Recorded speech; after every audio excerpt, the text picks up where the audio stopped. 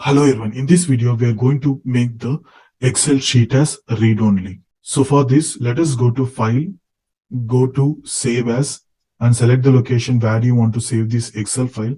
Say in this case, I am mentioning it as student data and saving it in the desktop.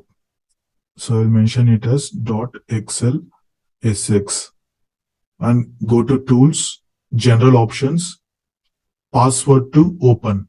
So to open the workbook, we have to enter the password. So I'm mentioning it as TEST.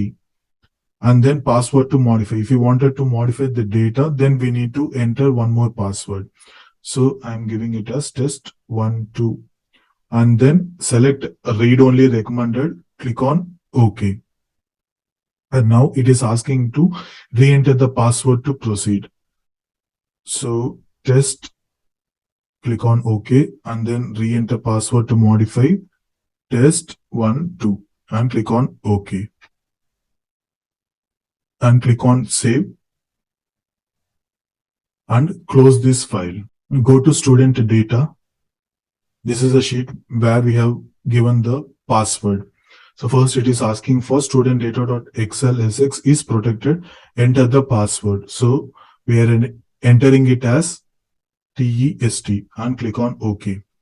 Now it is asking to enter password for write access or open read only. So I'm entering the password, the second password which we did, that is test12, and click on OK. So here the Excel sheet gives an one more prompt message. The author would like you to open student.excelSX as read only unless you need to make changes. Open as read only. Now we are going to mention it as no, and then we will be able to see this particular data sheet. Now we should be able to modify the data. So I'm mentioning it as 21 and it is auto-populating the result here. This is how we can make the Excel sheet as read only.